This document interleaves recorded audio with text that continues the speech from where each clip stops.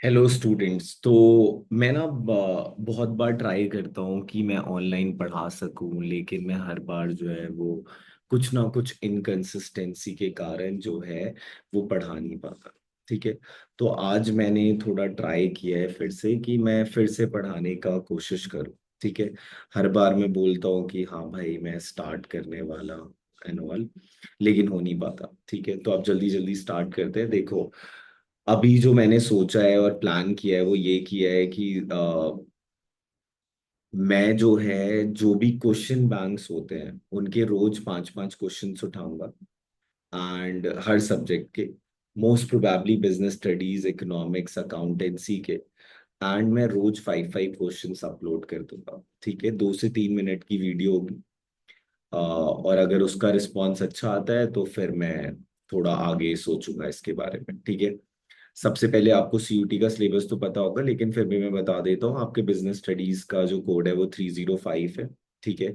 उसके बाद आपका पहला चैप्टर क्लास ट्वेल्थ का ही है, दूसरा चैप्टर भी आपका क्लास ट्वेल्थ का ही है, चैप्टर 3 भी आपका क्लास ट्वेल्थ का ही है, चैप्टर 4 भी क्लास ट्वेल्थ का ही है, चैप्टर 5 भी आपका क्लास ट्वेल्थ का है, चैप्टर 6 भी आपका क्लास ट्वेल्थ का है, चैप्टर 7 भी आपका क्लास ट्वेल्थ का है, चैप्टर 8 भी आपका क्लास ट्वेल्थ का है, चैप्टर 9 भी आपका क्लास ट्वेल्थ का है। ठीक है। फाइनेंशियल मार्केट आपका नहीं आ रहा है।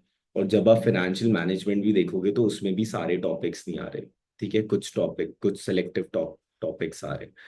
ठीक है। उसके बाद मार्केटिंग आपका क्लास ट्वेल्थ का है, कंज्यूमर प्रोटेक्शन आपका क्लास ट्वेल्थ का है, एंटरप्रेन्योरशिप डेवलपमेंट आपके लिए नया है। ठीक है। उसके बाद अगर मैं इकोनॉमिक्स की बात करूं, ठीक है, अगर मैं इकोनॉमिक्स की बात करूं तो इकोनॉमिक्स में आपका 11 12 दोनों आता है। राइट। अगर मैं इकोनॉमिक्स की बात करूं तो इकोनॉमिक्स का जो कोड है वो 309 है। ठीक है। इसमें आपका माइक्रो इकोनॉमिक्स आ रहा है, class 11th introduction, class consumer behaviour and demand, ये आपका class 11 producer behaviour and supply, class 11 forms of market and price determination, class 11 simple application of tools of demand and supply curve, class 11। फिर आपका आता है class 12, that is national income and related aggregate, determination of income and employment, money and banking, government budget and the economy and balance of payment. ठीक है। ये सब class 12 के, मतलब 11 12 जो है वो इको का प्रॉपर आ रहा है, आपके 12th का इंडियन इको नहीं आ रहा है। ठीक है।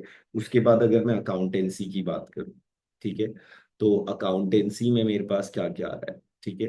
तो अगर मैं अकाउंटेंसी की बात करूं तो अकाउंटेंसी का जो कोड है वो 301 है। ठीक है।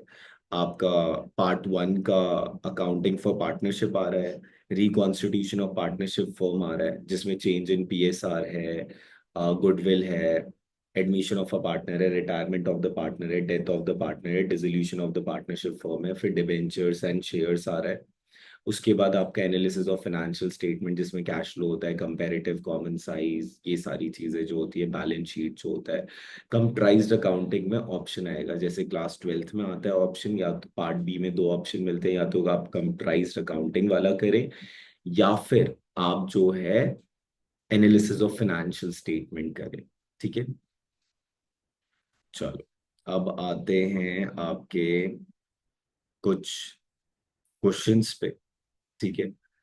तो सबसे पहले क्वेश्चंस जो उठाने हैं वो थोड़े बेसिक्स वाले उठा लेते हैं। ठीक है। तो बेसिक्स वाले उठाने से पहले देखो, अकाउंटेंसी में सबको दिक्कत आती है, तो चलो अकाउंटेंसी ही सबसे पहले कर लेते हैं। ठीक है। तो मैं टाइप करता हूँ अकाउंटेंसी। ठीक है। ये सीयूईटी आ गया। ठीक है। तो सबसे पहले हम कर लेते हैं डिवेंचर। ठीक है। तो पहले मैं थोड़ा एक्सप्लेन कर देता हूँ और उसके बाद फिर मैं मेन मुद्दों पे आता हूँ। ठीक है। एनसीईआरटी तो मेन रहती है बच्चों। ठीक है। इसको मैं ऊपर लिखता हूँ तो ज़्यादा बेटर रहेगा। ठीक है। चलो, तो देखो, अगर मैं डिबेंचर की बात करूं तो डिबेंचर में, डिबेंचर एक डेट इंस्ट्रूमेंट होता है। ठीक है। डिबेंचर जो होता है वो क्या होता है, एक डेट इंस्ट्रूमेंट होता है। डेट मतलब क्या होता है, उधार। ठीक है। अगर मैं इसे बैलेंस शीट के डोमेन में देखूं तो डेट मतलब होता है नॉन करेंट लाइबिलिटीज। ठीक है।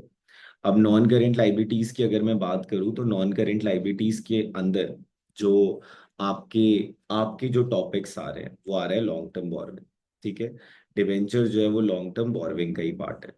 ठीक है। तो अभी तक मुझे पता चल गया कि डिबेंचर जो है वो डेट इंस्ट्रूमेंट होता है, मतलब कंपनी एक उधार की तरह लेती है, ये बैलेंस शीट में नॉन करेंट लाइबिलिटीज का पार्ट बनता है और नॉन करेंट लाइबिलिटी में लॉन्ग टर्म बोरोइंग का पार्ट बनता है। तो एमसीक्यू अगर बनेगा तो क्या बनेगा, डिबेंचर कौन सा इंस्ट्रूमेंट है, तो डिबेंचर डेट इंस्ट्रूमेंट है। डिबेंचर बैलेंस शीट में मेन हेड उसका क्या होता है, तो नॉन करेंट लाइबिलिटी होता है, ठीक है।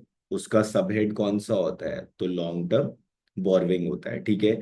अगर कुछ स्पेसिफाई नहीं है तो डिबेंचर जो होता है वो आपका लॉन्ग टर्म बोरविंग ही होता है, और अगर स्पेसिफाइड है तो फिर वो करेंट लाइबिलिटी होगा, और करेंट लाइबिलिटी में शॉर्ट टर्म बोरविंग होगा, ठीक है।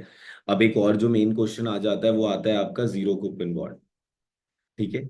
तो बच्चों जो डिबेंचर्स होते हैं ना उसके साथ एक परसेंटेज अटैच होता है। फॉर एग्जाम्पल अगर 12% डिबेंचर है तो ये इंडिकेट कर रहा है कि हर साल उस बंदे को 12% का इंटरेस्ट मिलेगा।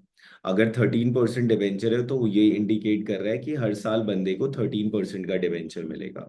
अगर 15% डिबेंचर है तो हर साल ये इंडिकेट कर रहा है कि हर साल उस बंदे को 15% का इंटरेस्ट मिलेगा जो भी उसने अमाउंट इन्वेस्ट किया है। अब हम अपने नेक्स्ट टॉपिक पे आते हैं। तो नेक्स्ट जो है तो जीरो कूपन बॉन्ड क्या होता है। तो देखो एक ना बॉन्ड भी जो है वो डेट इंस्ट्रूमेंट होता है, लेकिन बॉन्ड जो होता है ना वो इशू होता है डिस्काउंट पे, रिडीम होता है पार में। फॉर एग्जाम्पल कंपनी कह रही है कि हमने आपसे 100 रुपए लिए, लेकिन रियलिटी में कंपनी ने आपसे 90 रुपए ही लिए, ठीक है। तो जो 10 रुपए आपको एक्स्ट्रा वापस जो मिलेंगे ये आपका रिवॉर्ड है, ठीक है।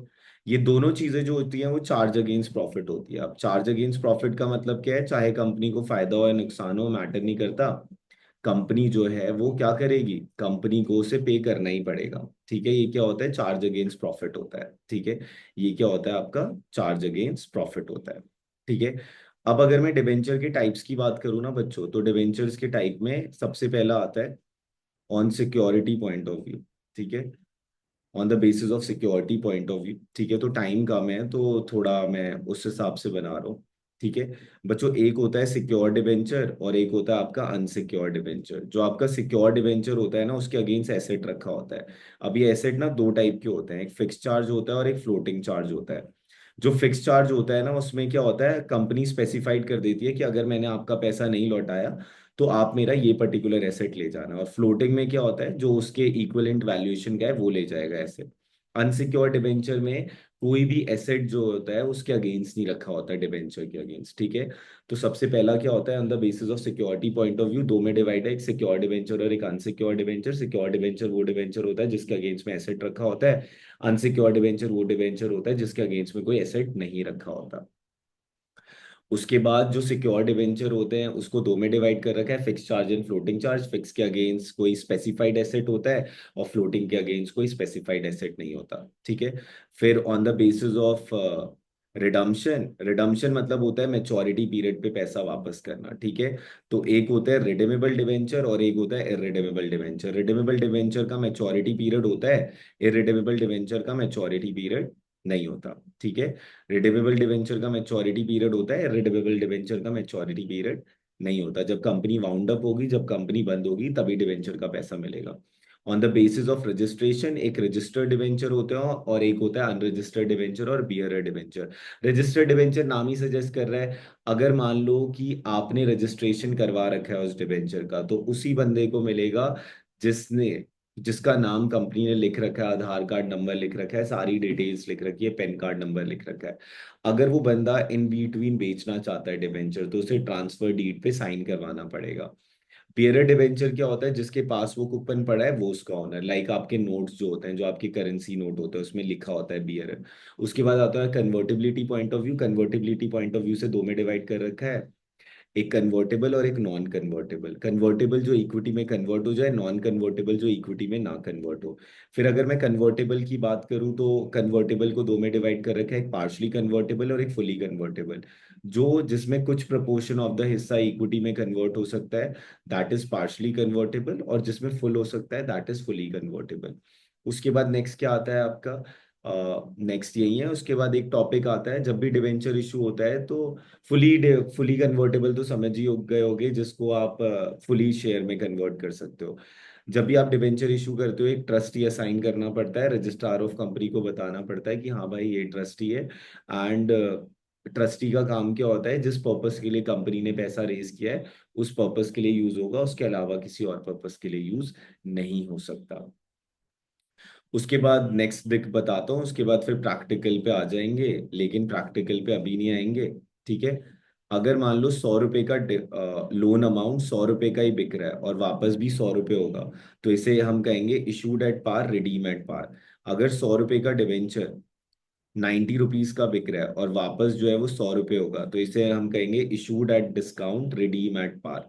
उसके बाद अगर 100 रुपए का डिवेंचर 110 का बिक रहा है और वापस 100 ही होगा, तो इसे हम कहेंगे issued at premium, redeem at par. अगर आपका 100 रुपीज का डिवेंचर 100 का ही बिक रहा है, लेकिन वापस जो होंगे वो 110 होंगे, तो इसे हम कहेंगे issued at par, redeem at premium. और अगर 100 रुपीज का डिवेंचर आपका 110 का बिक रहा है और वापस भी 110 ही होगा। ठीक है। तो बच्चों इसमें तो लोन अमाउंट 100 है ना, 10 रुपीज तो प्रीमियम है। ठीक है।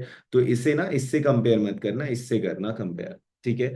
तो ये क्या होगा, issued at premium, redeem at premium. और अगर 100 रुपीज का डिवेंचर आपका 90 रुपीज का बेचा और वापस आपका 110 होगा, तो that is issued at discount, redeem at premium. ठीक है। चलो, और मैं आपको नेक्स्ट में बताता हूँ। ठीक है। चलो, कोई फीडबैक देना है कमेंट कर देना। ठीक है। Thank you.